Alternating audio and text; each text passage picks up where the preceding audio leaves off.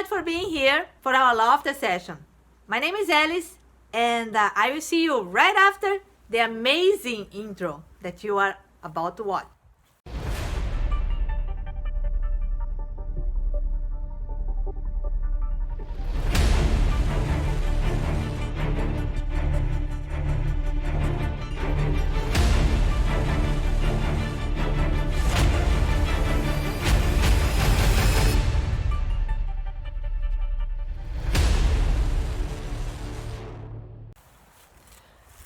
So yesterday, I found this YouTube channel of a Japanese monk that I found it very interesting. He talked about habits, and he shared his own experience of quitting an addiction that he was start growing. Before sharing his story, I like to share with you. Oh yeah, it's chilly. I like to share with you a story of a boss that I had back in Brazil. His name is Agostinho, and he's an engineer, and he decided to quit smoking. And being an engineer, he just analyzed and made a little research of friends that went to the same process of quit smoking. And he made a note for himself that most of them gained weight. By the time that he was trying to quit smoking, he was bigger than when I met him. And he said that he did not want to gain more weight of what on the top of what he had gained already through the years. So he said, well, I have to do something to replace the willingness to start eating, because the majority of his friends that quit smoking start eating more sweets or eating more, period. And what he did was making a plan. He bought a bike, and he started riding his bike, and his goal was to go from his house to the plant, the factory where we were working at, and he wanted to go do the whole thing by bike, and all days of the week.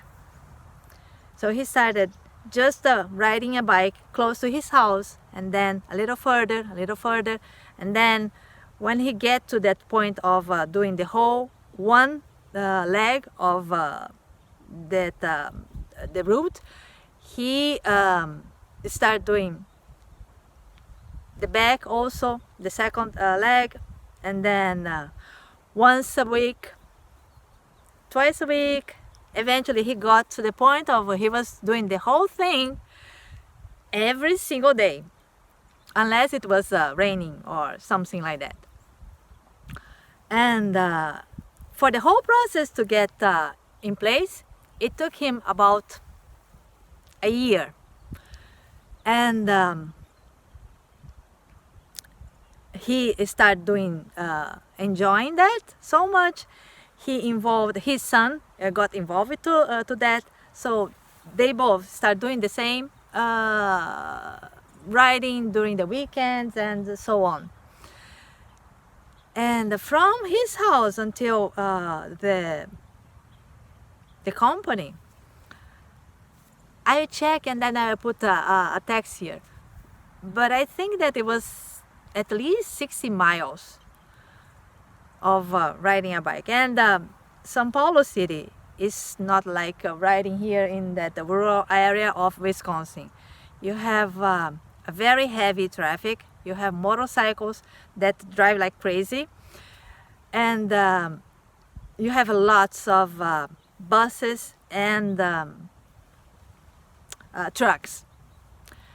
Not many of semi-trucks, but a lot of smaller size, mid-size trucks to do shipping, deliveries, and so on. And they are not like here in America, where people respect pedestrians and bikers first. No, it is not like that. So it was a huge accomplishment for him to do so. And he lost a lot of weight. Oh, and he also talked with the nutritionist of the company to because in Brazil, most of the companies, especially factories, they do have cafeteria, and they serve the lunch for all the employees. So he did talk with the nutritionist also to see what he could do to replace and not being weak, because he was doing a lot of exercise all of a sudden.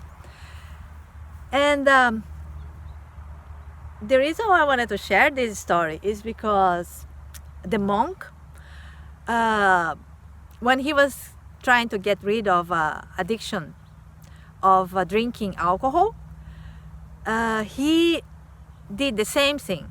And his addiction for the alcohol was not for the alcohol per se, it was because he wanted to relax, to be able to sleep better at the night. And that's why he started drinking alcohol.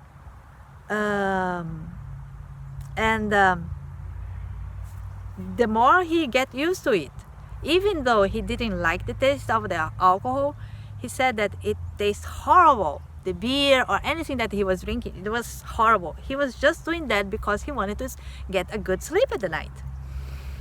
So what he did, a friend of him pointed out to him that he was drinking too much, and it was not a very good way of drinking.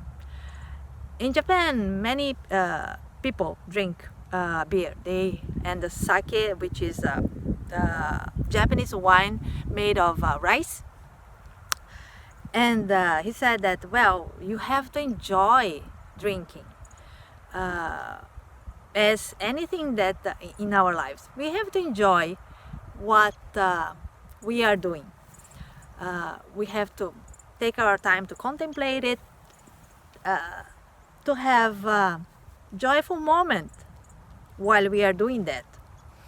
And he realized that, the monk realized, and oh yeah, I have to not doing this. And then he said that since his addiction was related to a physical desire, he decided to solve it with a physical solution.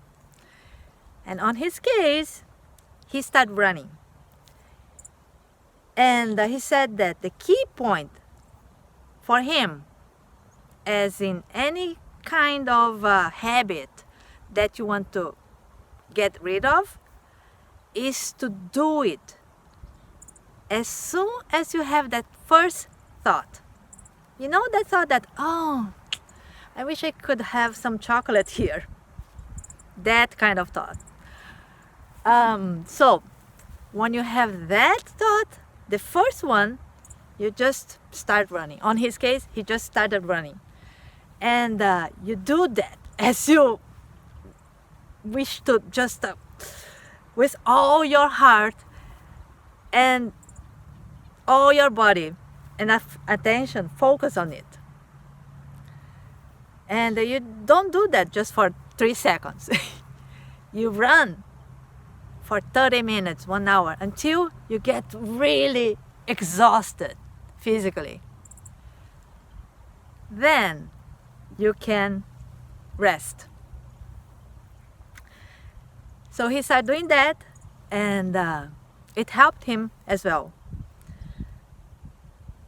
So if you have any kind of habit that you want to get rid of, just I hope that these two examples of real true stories can inspire you to do the same. You don't have to run, you don't have to ride a bike, but find something that you can do, and something that you can do right away, anytime that you have that thinking. And I hope you can succeed on your quest as well. So this is my thought for today. Shall we start our session now?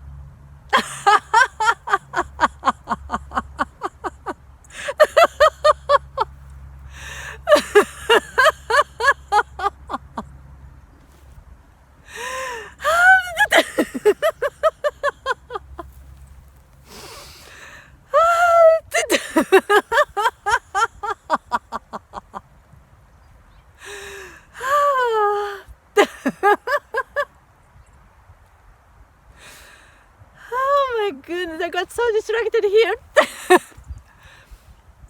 It is beautiful here today as well. Look at the sky.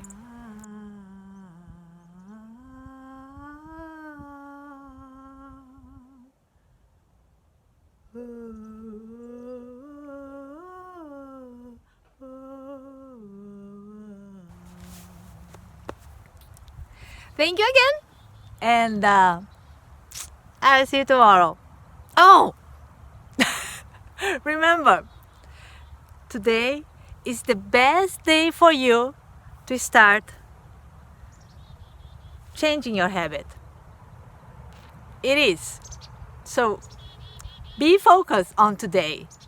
Don't think about tomorrow or next week. Just today.